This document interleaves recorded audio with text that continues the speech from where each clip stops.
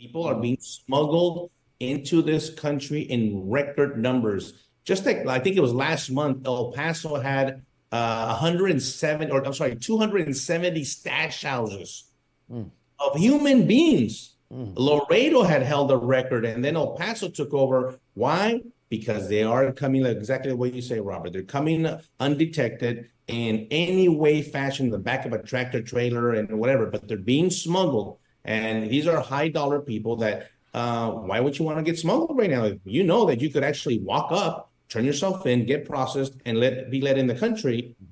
Why wouldn't you do that? Because these people are at a different level. They might have criminal histories. They might be cartel members themselves. For goodness sake, they're connected to the CCP of the Chinese nationals. Right. They're coming with an agenda here. They're being sent. That's very different than the individual coming from any other country saying, oh, I'm going to go on my own. No, I believe that a lot of individuals from China, Venezuela, and other countries are being sent here purposefully. Bad people, good people, scientists, intellectual property rights violators, all these things are incorporating themselves in our universities, in our communities to do harm, whether it's they're stealing our intelligence, whether it's actually committing physical crimes.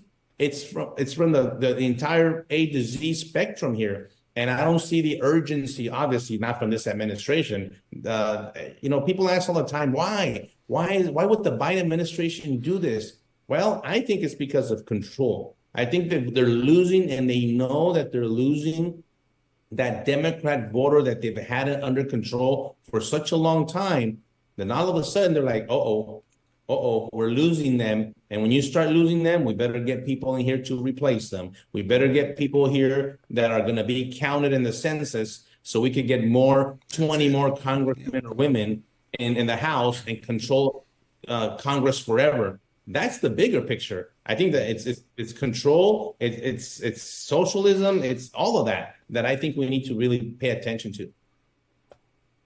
My next question, Victor, is the men in green. We hear they're all complicit in this and they're going along with it, but I don't really believe that. I think there's a lot of them, probably the rank and file, who don't want to see this happening, and they seem to not have a choice. Is that what's going on there? Yes, and I'm going to tell you something that it may be a little controversial, but like I said, I'm going to tell you the truth. So absolutely, the majority of the men and women of the Border Patrol hate this. They can't stand it. I tell people, this is the example I use all the time. I tell people, whatever line of work you're in, whether you're a doctor, whether you're a banker, whether you're a teacher, imagine if your employer told you you can no longer do the duties of that job. However, you will do a completely different duty that's against the law. And you can't leave because you need the pension, you need the paycheck, you need the health care, whatever. And all of a sudden you are forced to do it. Now, I will say that, and I think it's human nature, that because they've been doing this for so long, unfortunately, we do have some agents that have kind of thrown up their arms in the air and said, the hell with it. If you can't find them, join them. And they again, I use the word, they become complicit and said they kind of given up.